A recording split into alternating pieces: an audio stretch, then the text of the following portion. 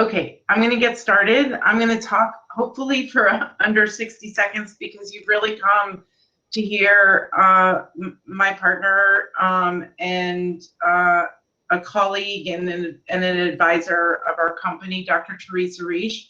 My name is Joan Spindell. I head up marketing and customer success for Enduvo.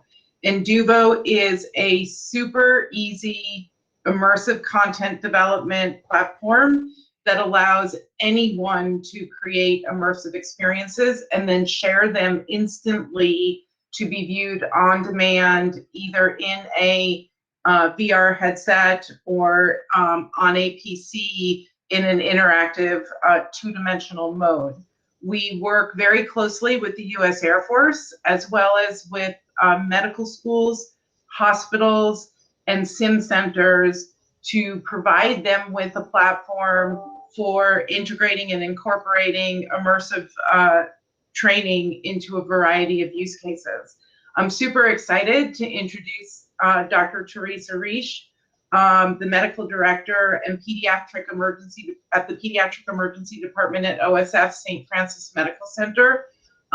She will go through some of the challenges that she's seen in training medical students and how she used Enduvo to, as part of her research for the benefits and value around immersive education. Teresa? Thank you, Joan. Everyone can hear me, correct? And see slides, Joan? Yeah, you're good. Okay, perfect. So as Joan said, I am a pediatric emergency physician, and I'm also a former military physician as well. So between the military and civilian sectors, I've been involved in training of teams for over 20 years in things like disaster medicine, emergency medicine, pre-hospital care. I've trained nurses, medical students, respiratory therapists, and in the last year, I've even dabbled in training teaching third grade math and things like that at home, not by choice, of course. And I'm not going to get tenured in those topics. From the future, I'm going to stick with what I know. I do serve as an advisor at Enduvo for military and medical training. I'm going to describe some of the work that we've been doing here at OSF to help tackle some of the unique training challenges in healthcare. And a lot of this work started before the pandemic, but really, we really have had to kind of step up our game a little bit in terms of what we're doing to train our healthcare professionals, because as you know, the pandemic has really changed sort of the landscape in healthcare training. So, you know, those of us in the education space know that there have always been rough areas in training. There have always been shortfalls and some gaps here and there across the training continuum. However, the ongoing pandemic has really amplified existing training gaps, and it's really forced us to face those limitations, I think. This is just an example of one survey of over 1,900 medical students or medical residents, and this was pre-pandemic. And they identified some of their top 6 challenges in postgraduate training, which I listed here for you. Some of those things have to do with more on the personal level, things like work-life balance and grappling with debt and those things. But then also those work pressures, like dealing with time pressure and fear of failure, and then developing clinical skills that are required for your specialty. In nursing, I think training pathways are very similar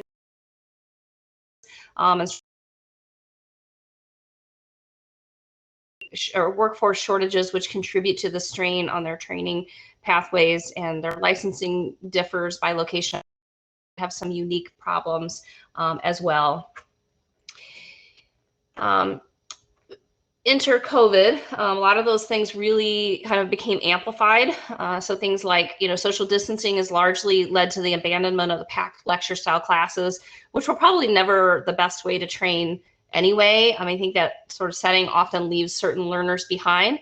Some are racing mentally, and so they're not challenged by that type of setting. And then some are sort of lagging behind, needing a different way to process that information. But we largely have had to abandon that type of setting because of social distancing and that sort of thing.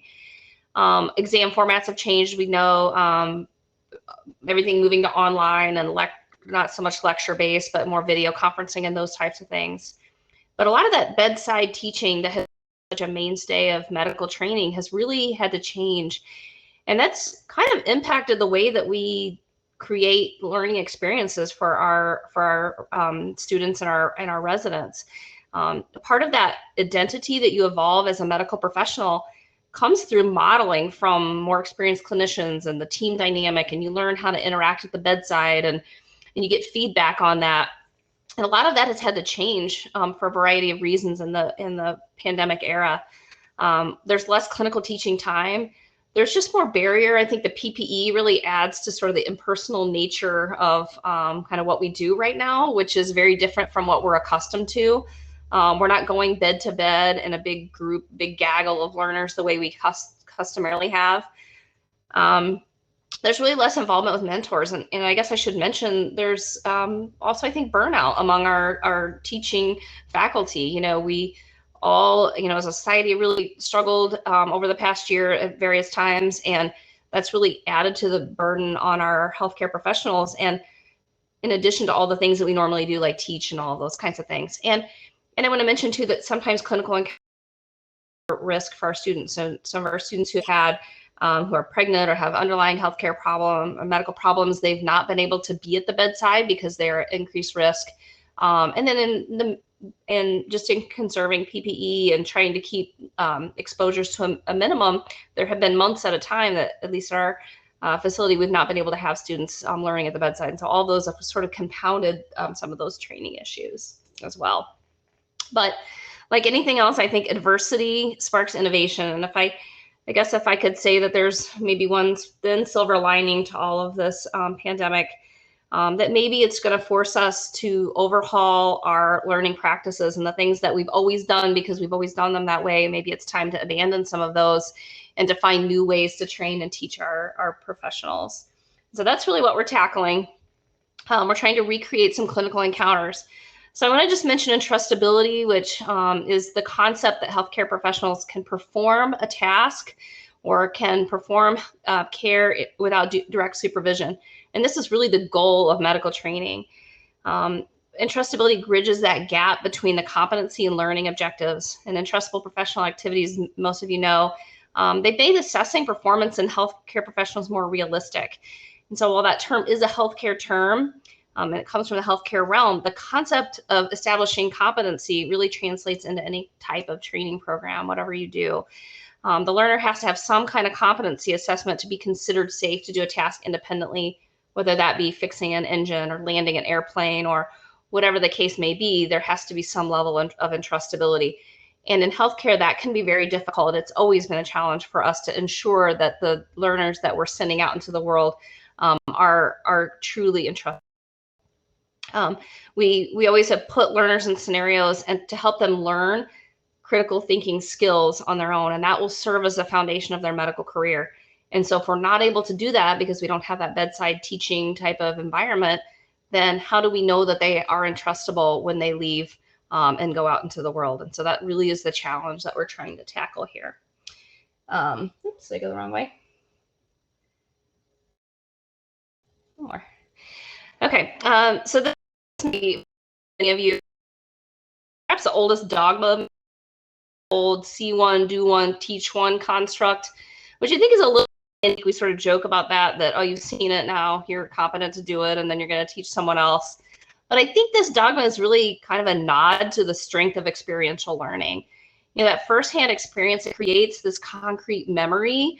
And that lasts much longer than passive learning. As an example, I learned about pediatric sepsis and septic shock many times when I was in school, and I thought I sort of understood it. I knew what what the patient was like.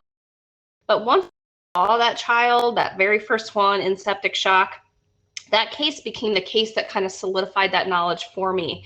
And then all other cases then become in your mind sort of compared to that first or that best case sort of environment, that experience that you had. In this diagram, it kind of demonstrates a Cole's model of the learning cycle. The learner has the experience and they reflect on it, and then they read more about it and they learn more about what that experience meant, and then they apply that knowledge next time, and then that knowledge on the topic then contributes to their next clinical encounter in that particular condition, and then that cycle continues. And that's really so we started with sort of the concept that we need to be able to recognize critically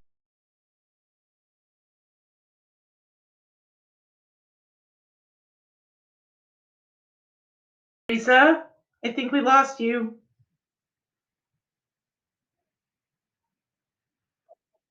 Head. They need to be able to recognize threatening disease, and sometimes that can be challenging because it doesn't always present in the same manner.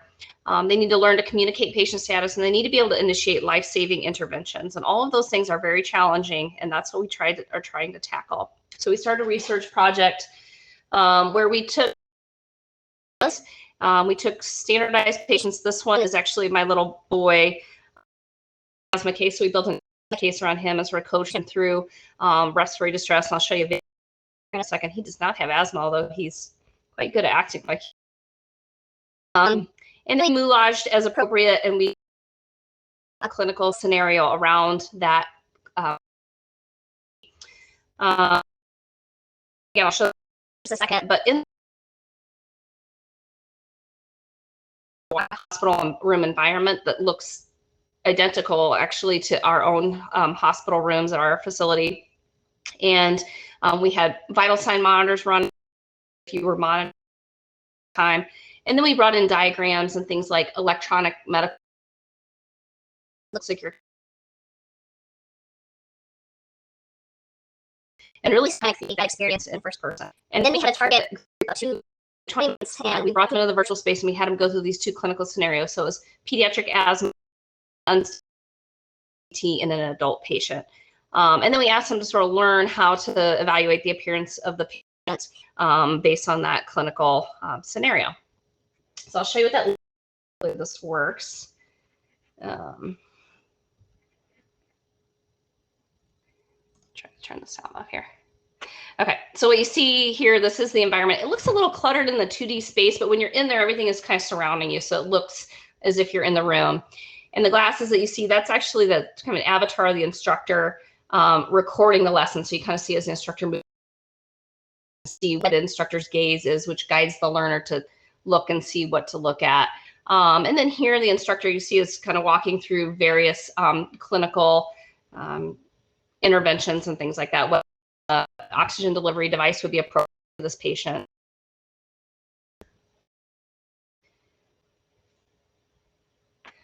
And then we asked, we did surveys for the learners, and we asked them, first of all, their confidence rating. So we asked them to rate how confident were they in managing these 2 clinical scenarios before and after the immersive experience.